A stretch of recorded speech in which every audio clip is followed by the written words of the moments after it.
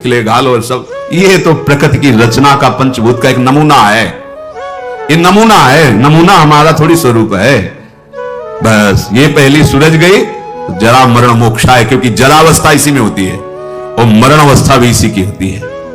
प्रकृति के कार्य शरीर के साथ जब तक तदात्म रहेगा तब तक जरा मरण मोक्षाय नहीं हो पाएगा।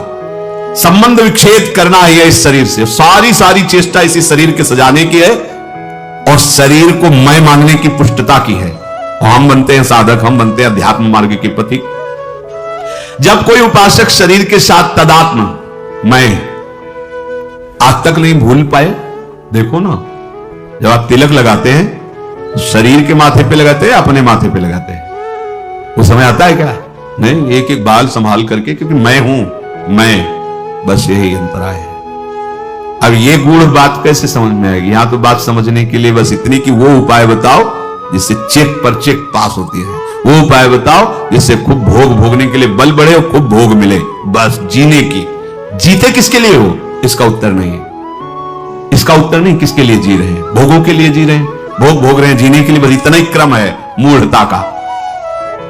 शरीर के वृद्धावस्था होने पर जब शरीराभिमानी मैं मानता रहा है, अब वो अपने को मान लेता है कि मैं वृद्ध हो गया हूं, पर वासना बहुत प्रबल हो जाती वृद्धावस्था में। पहले हमको ये भ्रम था कि ये जितने विकार हैं जवानी के हैं, इसके बाद शांत हो जाते होंगे। फिर बाद में अन्य वृद्धजनों से बात करके और शास्त्रों से पता चला कि यदि 40-45 की अवस्था, पूज्य पंडित से गया प्रसाद जी की वाणी, 40-45 वर्ष की अवस्था तक आपने अपने विकारों पर विजय प्राप्त नहीं की तो आगे और भयंकर रूप धारण कर लेंगे। और वृद्धावस्था में तो ये ज्वलंत, लोग कहते हैं जवानी में विकार ज्वलंत होते, नहीं, वृद्धावस्था में होते, क्योंकि उसकी दुर्गति करवानी है ना। अंदर विकार भरे होते हैं और शरीर भोग लायक नहीं होता, बस मिटिया मिट, वो मलिन विचार उसके आगे बढ़ने नहीं देते। ये देखो कैसे जरा मरण मोक्षाय हो पाओगे। अभी से सुधार करो, आज से सुधार करो। एक आए थे हितधाम में, वो आप लोग जानते हैं उनको, उन्होंने कहा कि हम विरक्त वेश लेना चाहते हैं। दोनों पति पत्नी सब कार्य निवृत्त हैं और वहां ठीक है, अच्छा है, चौथापन है, विरक्त भाव होकर वृंदावन और फ्लैट भी खरीद लिया। हमका ठीक है, आप ऐसा कर सकते हैं, अच्छा है, जब जागे तभी मंगल, आप जो आयु बची वृंदावन वास करते हुए भजन करो। पर हमारे यहां पर सिद्धांत है कि रज के पात्र में पाया जाता है और कोशिश करे कि जमीन में ही आसन लगाकर शयन करे। बहुत संसार की तो सब भोग आप भोग ही लिए, और दोनों अलग अलग आसन पर लेटना। वो रुक गए, उनका अलग अलग आसनों पर। हम कहा हाँ, ये विरक्त होने पर तो फिर यही होगा ना, मतलब अलग अलग आसनों पर। तो उन्होंने स्पष्ट कहा कि इनको फिर नींद नहीं आएगी तो हम विरक्ति नहीं ले पाएंगे। और नहीं ली। और वो वृंदावन से, ये आप क्या समझते हो, बुढ़ापा में जीवन में भजन नहीं किया तो बुढ़ापा में आके तुम ऐसे? नहीं, बहुत विचित्र राग है, माया का ऐसा राग नहीं है। जो ये मैं मानता है कि शरीर मैं हूं, शरीर पे मेरापन टिका हुआ है, तो जन्म मृत्यु जरा व्याधि दुख दोषानुदर्शनम वो नहीं कर पाएगा। जन्म मृत्यु जरा व्याधि दुख दोष ये नहीं देख पाएगा वो शरीर के। जन्म मृत्यु जरा व्याधि दुख रूप दोषों को देखना विवेकवानों का कार्य है। ये शरीर में बिल्कुल ममता नहीं रह जाती जब आप भगवत प्राप्ति का लक्ष्य करोगे। भगवत प्राप्ति का क्या, हमें लगता है अगर विशेष कोई कामना अपना जोर दे दे तो शरीर का प्यार खत्म हो जाता है। कोई कामना विशेष जोर दे दे, अपने स्वरूप में आ जाए कामना, तो फिर उसे कुछ याद नहीं रहता, मरना मंजूर है, लेकिन वो अपने लक्ष्य पर आगे बढ़ जाएगा। फिर भगवत प्राप्ति की कामना और शरीर का राग बना रहे, कैसे हो सकता है? इसका मतलब है अभी भगवत प्राप्ति की जलन नहीं हुई हृदय में, भगवत प्राप्ति की लालसा नहीं हुई। ये मैं मेरापन से मुक्त हो गए तो जरा मरण से मुक्त हो गए, क्योंकि शरीर के साथ माना हुआ संबंध बड़ा कठिन है त्यागना। तो इसे क्या करें? कैसे संबंध का त्याग? हम नया संबंध बनाओ। क्या नया संबंध? अभी तक जितने संबंध बनाए उन सब संबंधों ने तुम्हें बांधा है। भगवान कपिल देव जी कहते हैं कि ये आसक्ति ही जगत के बंधन का कारण हुई, और हे मां, अगर यही आसक्ति भगवत प्रेमी महात्माओं से हो जाए तो मोक्ष का खुला हुआ द्वार है। हमें संबंधों ने ही बांधा है, शरीर संबंध, शरीर संबंधी भोग, शरीर संबंधी रिश्ते नाते। अब हम एक संबंध और प्रकट करते हैं, अपने आत्मस्वरूप गुरुदेव का। मन वचन कर्म से हम आचार्य और गुरुदेव की शरण में होते हैं। अब ये जीवन यंत्रवत वैसे ही चलेगा जैसा आदेश होगा, खत्म खेल। देह भाव कब नष्ट हो गया आपको पता नहीं चलेगा। जिन वैराग्य की सीढ़ियों को लांघना विवेक के द्वारा बहुत कठिन पड़ता, बड़ा लंबा समय जाता, छोटी छोटी अवस्था में कोई ज्ञान नहीं है, और वैराग्य की सीढ़ियों को आगे लांघते हुए निकल गए गुरु कृपा पात्रजन। हम अगर ये संबंध मान ले, प्रथम ही सेवो गुरु के चरण, जिन या धर्म कहो सब करन, नाम प्रताप बताइयो। आप इस चाल को समझना, ये मन बुद्धि इस बात को स्वीकार नहीं करते हैं। एक गुरु का संबंध केवल एक व्यवहार मात्र कर लेते हैं। गुरु मानने वाले लाखों हैं, लेकिन गुरु की मानने वाले अंगुलियों में गिने जा सकते हैं। अपने मन वचन कर्म से ठान लो कि अब मेरा जीवन बिक गया, कोई अस्तित्व नहीं। गुरु ने नाम देकर मंत्र देकर खरीद लिया है, अब वो जैसा चाहेंगे वैसा चलेगा। ये सब ठीक हो जाएगा, सब ठीक हो जाएगा।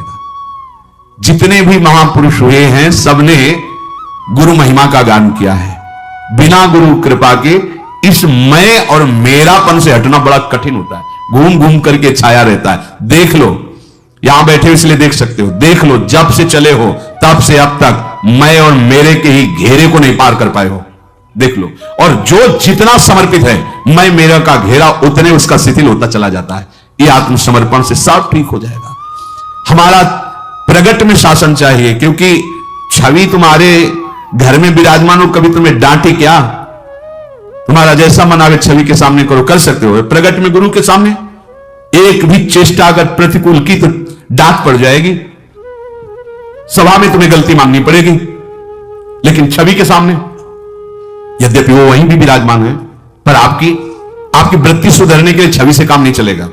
प्रगट में चाहिए जो हमें दुलार भी करे और हमें शासन भी करे, और हम यंत्रवत चले, बस भगवत प्राप्ति हो गई। ऐसा ना होता तो भगवान श्री कृष्णचंद्र जो नीचे बैठते, संदीपनी जी ऊपर बैठते। संदीपनी जी कौन है? बोले भगवान के गुरु हैं। क्या पढ़ा रहे हैं? बोले वेद पढ़ा रहे हैं। वेद कौन है? बोले भगवान के श्वासों से निकले हैं। जाकी श्वास वेद श्रुति चारी, सो हरि पढ़े यह अचरज उघारी। संदीपनी जी के गुरुदेव भगवान कुछ समय के लिए विक्षिप्त का स्वांग किया, पागल जैसे। जितने शिष्य थे सब भाग खड़े हुए, लवशंका फेंक रहे हैं, थूक रहे हैं, मार रहे हैं, ऐसा मानो पागल हो गए। ऐसा काफी समय तक ये उन्माद स्थिति रही उनकी। एक दिन शांत भाव में हुए तो देखा संदीपनी जी ही केवल पास में, तो उनका बेटा और सब कहां गए? बोले गुरुजी वो तो अपने घर चले गए। क्यों? क्योंकि आपकी चेष्टा ऐसी प्रतिकूल होती थी, मारना, थूकना, पेशाब फेंक देना, ऐसा, तो वो लोग तो सब और तुम क्यों नहीं गए? बोले गुरुजी फिर आपको भोग कौन लगाता, आपका स्नान कौन कराता, बस। तो क्या हमारी प्रतिकूल चेष्टा तुम्हारे प्रति नहीं हुई? गुरुजी हमारा जीवन ही नहीं है, वो जीवन तो आपका जीवन है। अब जैसा आप हो, तो हमें कुछ इसलिए बुरा नहीं लगा कि ना मेरा तन है, ना मेरा मन है, ना मेरा प्राण है, हमने तो आपके चरणों में समर्पित कर दिया। अब आप चाहे मारो या दुलार करो, इससे मुझे कोई मतलब नहीं, क्योंकि ये जीवन आपका है। आंसू आ गए गुरुदेव के, हृदय से लगाए। और बेटा, जिस परब्रह्म की उपासना हमने की, उपासना के बल से जिसका साक्षात्कार किया, वही ब्रह्म तुम्हारा शिष्य बनेगा करके। वही संदीपनी जी ऊंचे आसन पर बैठे और जगत गुरु भगवान श्री कृष्ण हाथ जोड़े नीचे बैठे, उनकी आज्ञा का पालन कर रहे हैं। चाहे शिव विरंच सम होई, गुरु बिन भवनिधि तरे न कोई। क्यों? क्योंकि ज्ञान हो सकता है तुम्हें, चतुराई आ सकती है तुम्हें, लेकिन अहम की वृत्ति का नाश समर्पण से ही होता है। वो जब समर्पित हो गए, अब जैसे कह रहे हो वैसे हम चल रहे हैं। जो ज्ञानी है, विद्वान है, वो नाम जप नहीं करते। नाम जप तुमने साधारण समझ लिया है। बिना भगवत कृपा के भगवान नाम नहीं लिया जा सकता, और ना नाम में प्रीति हो सकती है। जो भगवान नाम नहीं जप करते, जो नाम में प्रीति नहीं करते, चाहे जितना बड़ा विद्वान हो, बारी मथे घृत होए बरु सिकताते बरु तेल, बिनु हरि भजन न भवतरी या सिद्धांत पेल। ये अटल सिद्धांत है। पानी मथने से चाहे मक्खन निकल आवे, बालू पेरने से चाहे तेल निकल आवे, अगर भगवान का भजन नहीं करोगे तो तुम्हें भगवत प्राप्ति नहीं होगी, चाहे 18 पुराण कंठस्थ कर लो। निरंतरता चाहिए भजन में, और वो होगी भगवान नाम का निरंतर सुमिरन करने से। तो साकार उपासक नाम जप करे, ये तो समझ में आता है। निराकार उपासक भी नाम जप करे। हाँ, नाम जप और नाम कीर्तन, चाहे साकार भगवान की प्राप्ति करनी हो या निराकार भगवान की, दोनों आवश्यक है। नाम जप और नाम कीर्तन। निराकार उपासना में भगवान की सेवा विराजमान करके 8 पहर करना ये नहीं हो सकता, पर नाम जप और नाम कीर्तन ये जरूर करना चाहिए। पूज्य बाबा। जप और कीर्तन से वृत्ति भगवदाकार होती है। भगवदाकार वृत्ति में ही निर्गुण सगुण जो भावना करो वो भगवान का साक्षात्कार होगा। क्या बाबा एक देवता का उपासक दूसरे देवता का नाम कीर्तन और पूजन आदि कर सकता है या नहीं? अच्छी तरह कर सकता है, पर अपने इष्ट की भावना में। जैसे कहीं कीर्तन हो रहा है, जय श्री राम जय श्री राम जय श्री राम, तो जब हम बैठेंगे तो हमें राधे श्याम सुनाई देगा, क्योंकि हमारी इष्टाकार वृत्ति, तो हम वो सियाराम में मगन हो रहे हैं, वो वैसे ही धुनी में अपने राधे श्याम में मगन हो गए। भगवान सियाराम के दर्शन कर रहे हैं, हमारा प्रणाम मुद्रा जब होगी तो हम अपने ही राधा वल्लभ लाल को देखेंगे, अपने राधे श्याम को देखेंगे। वही है श्यामा श्याम, वही है सियाराम, इसमें बिल्कुल अंतर नहीं। पर साधक को अपनी निष्ठा पे रहना चाहिए। जैसे गोस्वामी तुलसीदास जी कह रहे हैं, बने तो रघुवर ते बने, बिगड़े तो भरपूर, तुलसी औरन ते बने। पहले कह चुके सिया राम में सब जग जानी, तो क्या और कोई बचा क्या? पर ये निष्ठा की बात है। तुलसी औरन ते बने ता बनिबे पे धूल। तो अपनी इष्टाकार वृत्ति में रहे। मानो हम जा रहे हैं परिक्रमा कर रहे, हनुमान जी की आरती हो रही, तो हम खड़े हो गए, जय राधा वल्लभ लाल की आरती भी चल दिया। वहां हमारी दृष्टि में राधा वल्लभ लाल है, हमारे कान में राधा वल्लभ लाल, हमारे हृदय में राधा वल्लभ लाल। कहीं भी किसी भी देवी देवता की आराधना हो रही हो, अवहेलना करना वैष्णव का धर्म नहीं है। अरे यस नहीं, आरती हो रही, पूजा हो रही, जय हो राधा वल्लभ लाल की जय हो, प्रणाम मुद्रा, और चल रहे।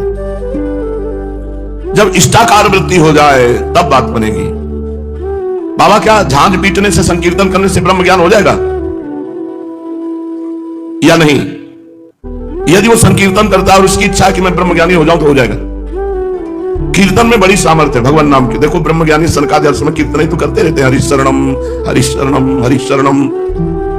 क्योंकि नाम कीर्तन से अंतःकरण की शुद्धि होगी, और अंतःकरण जहां शुद्ध हुआ तो शुद्ध ज्ञान अपने आप विस्फुरित होने लगता है।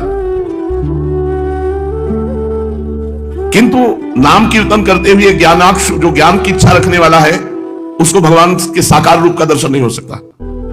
क्योंकि वो ज्ञान की इच्छा रखता है, नाम कीर्तन करता है, तो अंतःकरण पवित्र होगा, ज्ञान स्फुरित होगा, पर वहां रूप स्फुरित नहीं होगा। प्रेमी के हृदय में रूप स्फुरित होता है। कहते हैं कि योग करना चाहिए, योग से चित्त शांत होता है। क्या ये ठीक है? तो क्या नाम जप करना योग नहीं है क्या? पूज्य बाबा उत्तर दे रहे, क्या नाम जप करना योग नहीं है? सबसे बड़ा योग है तेसाम सतत युक्तानाम भजताम प्रीति पूर्वकम ददामि बुद्धि योगम तम ये नमामुपयांति थे। जो निरंतर भगवान का नाम जप कर रहे हैं, इससे बढ़कर कोई योग नहीं, क्योंकि भगवान स्वयं योग बन जाते हैं। ददामि बुद्धि योगम तम, मैं उसके बुद्धि में योग रूप से बैठ जाता हूं, जो निरंतर प्रेम पूर्वक मेरा नाम जप करता रहता। नाम जप सबसे बड़ा यज्ञ, सबसे बड़ा योग। यज्ञानाम जप यज्ञोस्मि, और योग का अर्थ है चित्त वृत्ति को रोक करके परमात्मा में लगाना। वो नाम जप से हो रहा है। अनंत सामर्थ्य नाम जप में है, इसलिए मेरी ये बात मान लो